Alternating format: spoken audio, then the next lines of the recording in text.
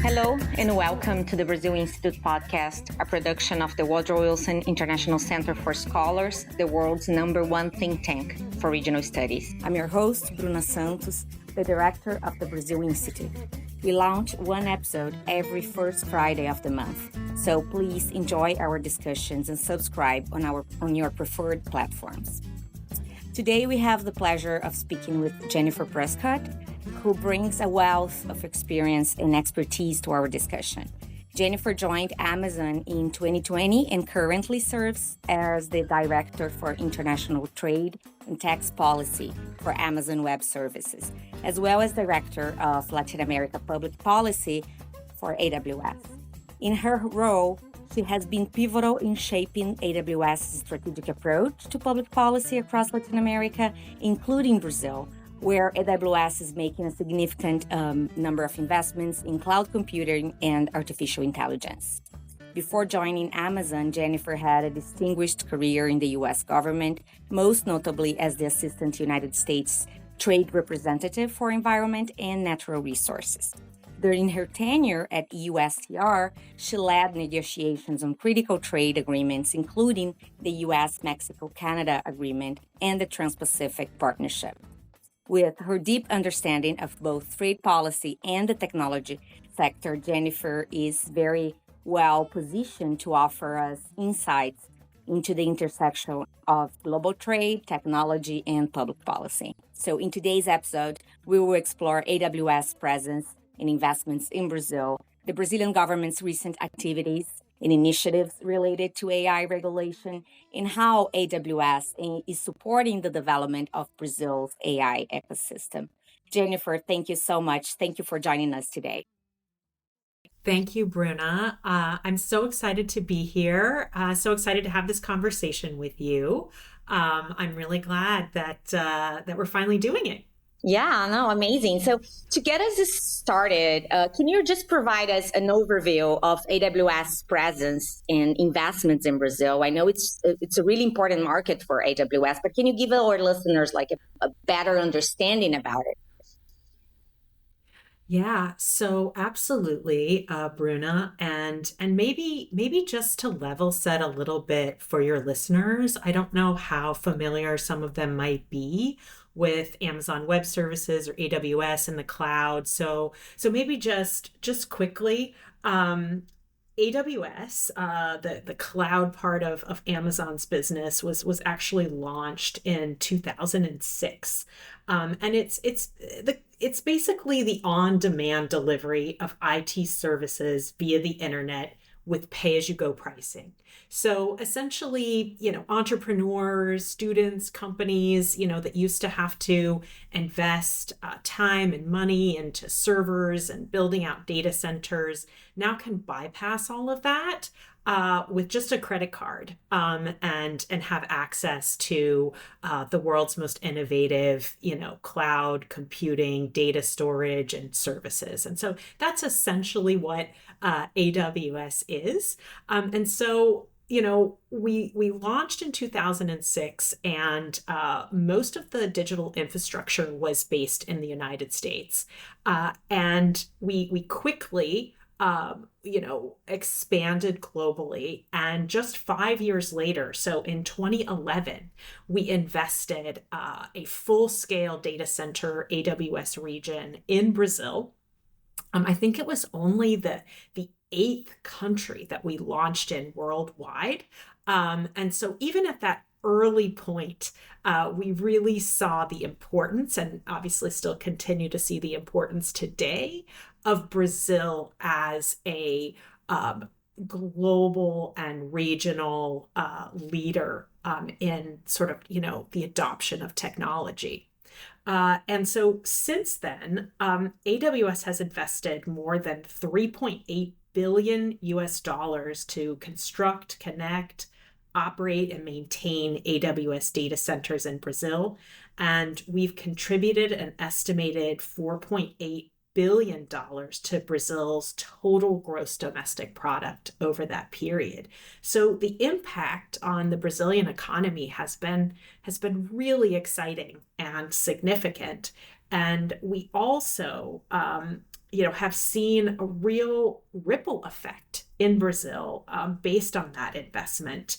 And we've estimated an annual average of more than 10,000 full-time jobs at local businesses that have basically been, sort of part of this ripple effect of our investments in Brazil's economy.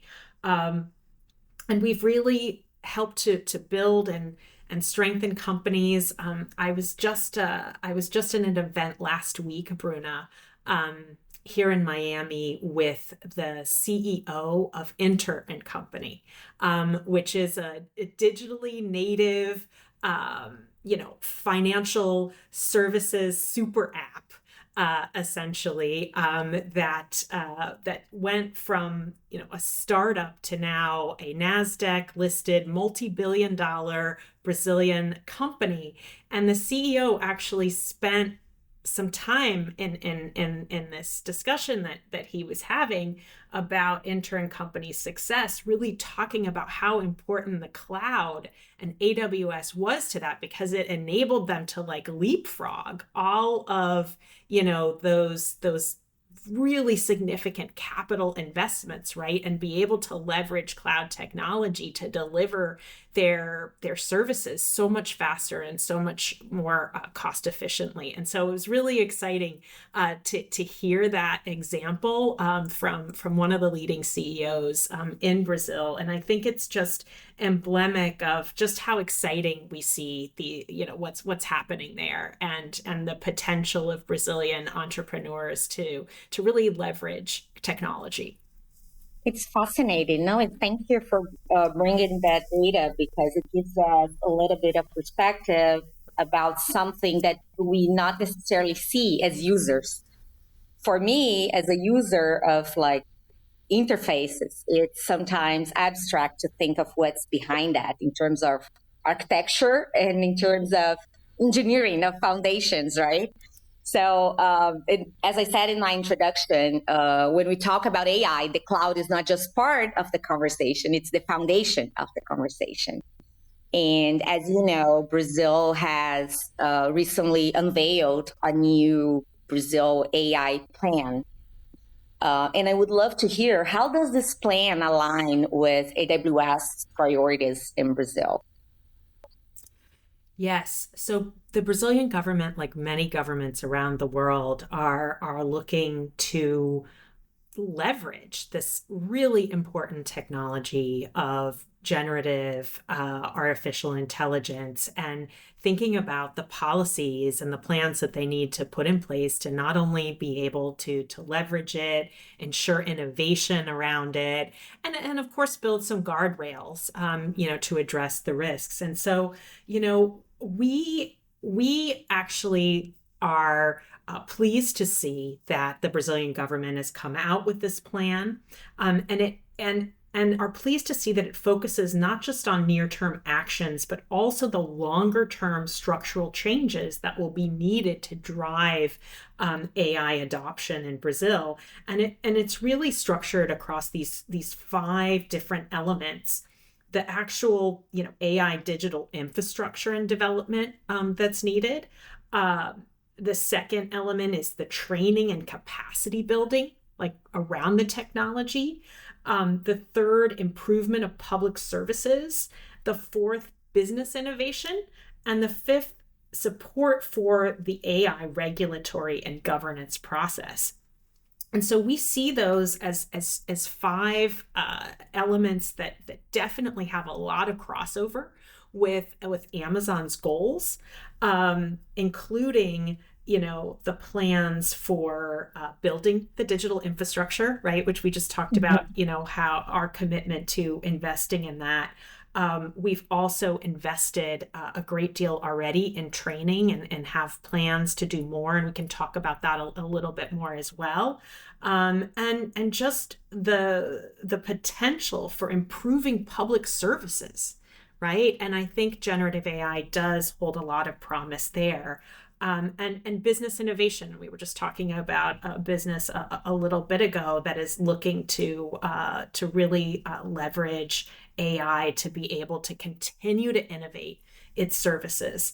And then, of course, we are fully supportive of the development of regulations that will deliver on the ability for companies and entrepreneurs and just regular consumers to fully innovate with the technology while also ensuring that the right guardrails are in place to address any of the risks. Yeah, well, the plan was obviously an initiative that came from the executive branch. The president announced it, and we know there is also the bill of law in Congress. And you touched on that a little bit, but we saw that AI regulation in Brazil has been like very much influenced by international efforts. There are many dialogues in place, many people involved. And how do you view the role of global collaboration in regulatory initiatives?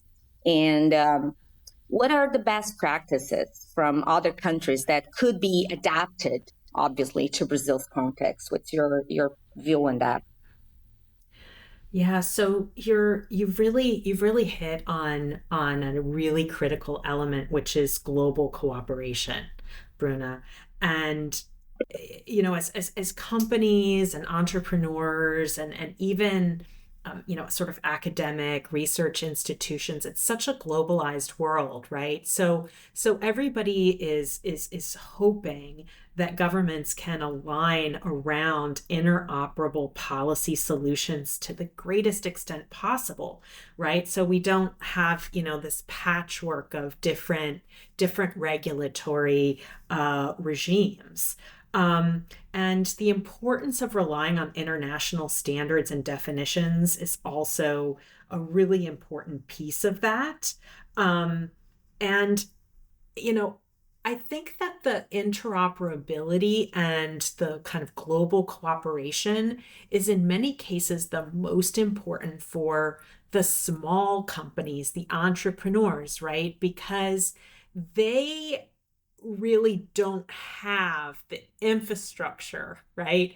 And the resourcing to have, a compliance program for, 20 different countries' regulatory regimes, right? They want to be able to do their compliance work, their testing, et cetera, of this technology based on ideally a single set of international standards where they know they're going to be able to meet the mark, sort of across different geographies. And so it's particularly important for them to be able to fully leverage and benefit the technology if governments around the world and policymakers can kind of align on an effective risk-based regulatory framework with the right set of guardrails that will allow for the continued innovation and the practical and responsible application of the technology. And there are such big opportunities along those lines, and we've seen a lot of that global cooperation already happening in places like the G7, for example. Mm. Interesting. No, it's very nice that you brought this perspective of standards and not creating a patchwork of regulatory regimes because you have an extensive experience in trade. And that's something that we have to be careful as we regulate this digital space. I personally have concerns many times that excessive regulations might limit innovation and technology progress. So in Brazil, so before I jump into that, I wanna ask you, Brazil, what does AWS expect from the regulation that's being now debated in Brazil about AI that's being debated in the Senate? What is AWS expectation from this? Mhm, mhm.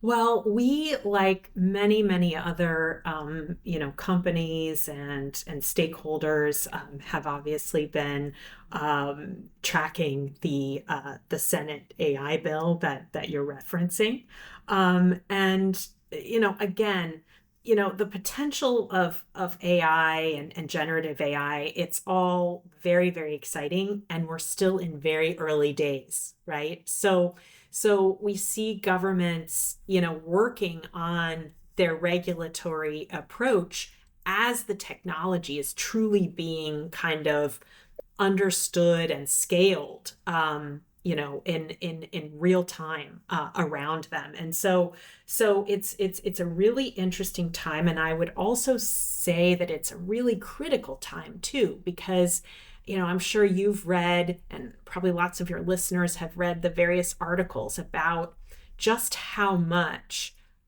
companies are spending to develop these large language models, the digital infrastructure that it takes, to train and run these models. And it's tens of billions of dollars, Bruna. And so as companies are looking at how they're spending this money and where they're deploying these investments, one of the really important data points is looking at the regulatory regime, right? And wanting to understand if it will create the space for the innovation that's really needed for the technology to benefit companies, entrepreneurs, students, the governments themselves, right, that want to be able to use and leverage the technology. And so the timing is really, really important for this bill. I think we've been very encouraged as well that there's been a lot of openness from policymakers to have discussions with stakeholders to understand the technology, understand the concerns, and understand the potential as well. And so we've been really pleased to share our own experiences, and we even had the honor to host a delegation of Brazilian legislators earlier this year. A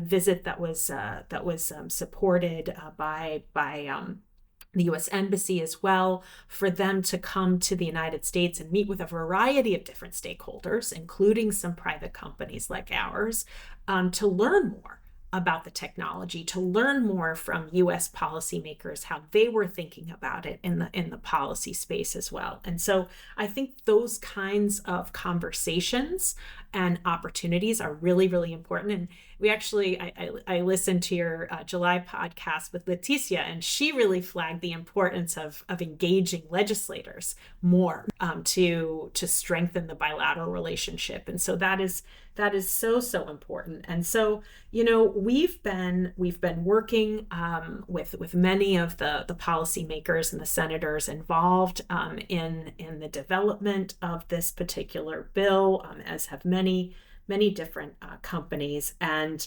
we believe that there is still room for improvement, and the time as well to make some improvements in the bill. And just one example of that, Bruna, is that it's going to be really important for them to be very clear in terms of the responsibilities of developers of the technology and the responsibilities of users of the technology, right? Because those are sort of two different sides of the same coin. And a single system can often involve multiple different developers, vendors, deployers, and users. And so the clearer that the regulations can be around who's responsible for compliance, that's important. And I would say another really important aspect of the regulation will be, its ability to focus on the high risk use cases, right? Because, if you're a regulator, and this AI is not unique in this respect, like, you're always trying to determine, the highest risk cases and trade-offs with innovation and, commercial development. And so I think, as legislators are thinking about the technology, they need to like differentiate, AI that might be used to build, an AI assistant that's going to help you buy the best sized t-shirt, for example, or get the best music recommendation versus a use case where you're trying to determine your healthcare decisions.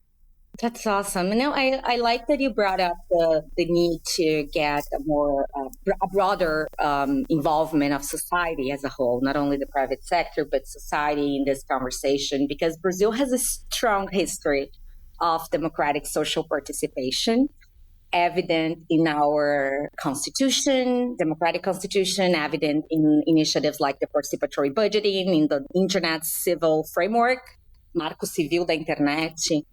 And it's really important that we don't try a rushed attempt to regulate and demonstrate the world this disconnection between what society as a whole wants and what the policymakers want. So I'm really glad to hear from you the perspective that policymakers are open to listen and learn and explore those possibilities without a rushed approach to that. As I said before, I think that we have to be very careful in my opinion, in not like regulating and maybe blocking the way towards a very transformative potential of innovation that we have with AI. So how do you think that AWS and other major companies or other small companies even can collaborate with governments to balance that main concern around AI, which is protecting human rights with fostering technological development? Well, it's really important that we're all committed to developing and deploying AI responsibly, and we absolutely are committed to that as a company. And just about a little over a year ago, Bruna, we were very pleased to join President Biden and other leaders in making some voluntary commitments to promote the safe, secure, and transparent development of AI that benefits society and that, as you were saying, really balances protecting human rights and fostering technological development. And those commitments, just really broadly, are across three different principles. The first is safety, right? So that means testing the safety and the capabilities of AI systems through internal and external testing.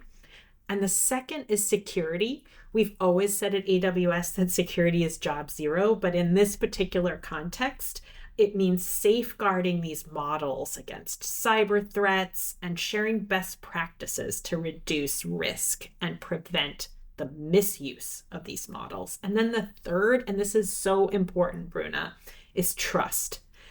Ultimately, people need to trust the technology, right? And so we need to be making it easy for users to tell whether content is original and ensuring that technology doesn't promote bias or discrimination. And so, we initially signed these commitments in the US and with the US government, but we are committed to operationalize them globally. And by every appearance, the US government is also working to globalize these commitments, including by introducing them into the G7 AI Hiroshima process and code of conduct. And we've seen a lot of these principles, the basic elements that I was referring to, also, be translated in the UK and South Korea hosted responsible AI safety summits. And so, the task now, of course, is translating these principles right into workable policies and regulations that really maintain that balance between pro innovation and these sort of, guardrails. And at Amazon, we're operationalizing these commitments by building the guardrails into our actual AI products. And let me just give you a couple examples of that if I can. The first is we are embedding invisible watermarks into a tool that gives our customers the ability to generate studio quality images at scale. And so this watermark technology is really important because it can help reduce the spread of disinformation. You're able to see if an image and check, like, is this real or was this actually developed through a generative AI tool? And the second is it's fair to ask companies to be transparent about how they're developing and deploying AI.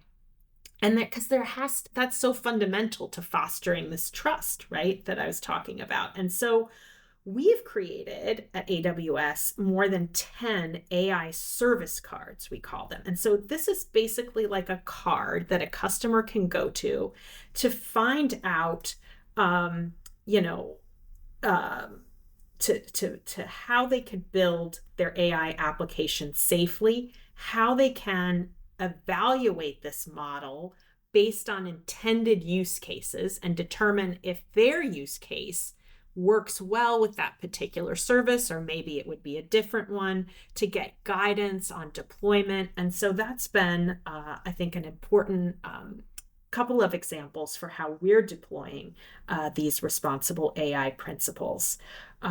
Also, I should note that, you know, the collaboration and information sharing among companies and governments, as you were saying, on these safety and trust issues, it's so crucial.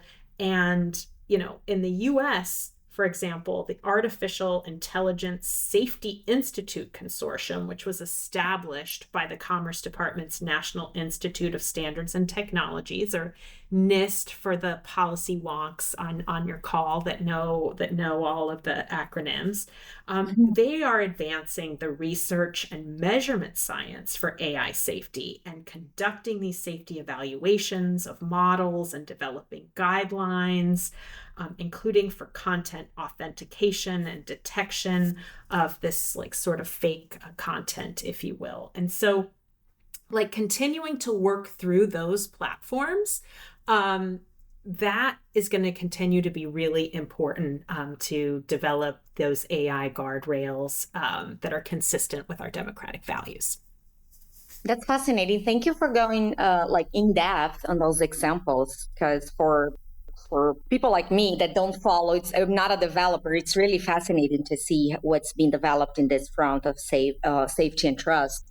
So to finalize our conversation here, I would love to hear a little more about how Brazil's AI ecosystem is being benefited by providers like AWS. What are some of the key ways that AWS is supporting this ecosystem? Because one of the focus that I saw in the AI plan that came out of the executive branch in Brazil is a lot of focus on we have to create an ecosystem. We have to create an ecosystem of both like data centers and developers and users and so forth. So I'd love to hear your final thoughts about it. Absolutely. And, you know, as I was saying earlier, one of the really important components of that plan is the training and development, right? People need to not just trust the technology, but then really understand how to use the technology in responsible ways and safe ways. And so AWS has partnered with public and private sector organizations and educational institutions and nonprofits, even business associations in Brazil to deliver some tailored learning experiences.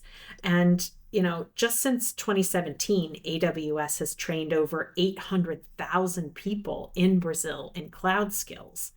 And a pilot that we launched recently when I was in Brazil almost exactly a year ago, and was just super happy and excited to do this, is we launched this project with Brazil's Ministry of Social Development, Family and Fight Against Hunger, or MDS. And this program is training 500, and we're working to expand that, women who are part of the Bolsa Familia program. And for those of your listeners who might not be familiar, this is one of President Lula's signature social programs to help women and families, right, who are underrepresented and in need of support. And so we're bringing these women access to cloud skills trainings that they would not have. Right? Because they probably don't have computers in their homes. And so we're providing that access and the training, and then also the connectivity to jobs once they complete these trainings that really can be just so transformative to their lives and creating new, career opportunities that they may not have. And so that's one example of a program that we've launched relatively recently and are implementing now in terms of technology training. More recently, we've introduced a course called Simplifying Generative AI, which is empowering 15,000 people in Brazil. And it's being implemented by a local group, EdTech Tribe. And we're going to award 40,000 scholarships for generative AI courses within the scope of other educational programs, and also this what we call a Talent in the Cloud program, which was developed by AWS and some of our partners. And there are kind of like these different, boot camps that students and participants will be able to really learn from, to be able to understand the foundations of generative AI, really learn to understand how to work with some of the models, and be able to really leverage this technology. We are also offering cloud credits through AWS Cloud for Research program, and that's benefiting more than 27,000 researchers and students from the INSPIR community. And of course, that's one of Brazil's leading private universities that we're partnering with for that program. And we're just super excited about some of these partnership and training opportunities, and want to continue to work with local partners to do that kind of important work in Brazil, so that everybody is well positioned to take advantage of all of these exciting technologies. That's really exciting. Thank you. Thank you so much, Jennifer. Your insights really helped us untangle the complexities of this topic. Thank you so much. Well, thank you so much for having me, Bruna. It was really my pleasure. And I just want to thank you more generally for just all the leadership and energy that you've brought to the Brazil Institute. It's just fantastic to see and fantastic to be part of. So thanks. Thank you. And thanks to our audience for tuning in. You've been listening to the Brazil Institute podcast, brought to you by the Woodrow Wilson International Center for Scholars, airing on the first Friday of every month. My name is Bruna Santos, and the producer is Facundo Robles.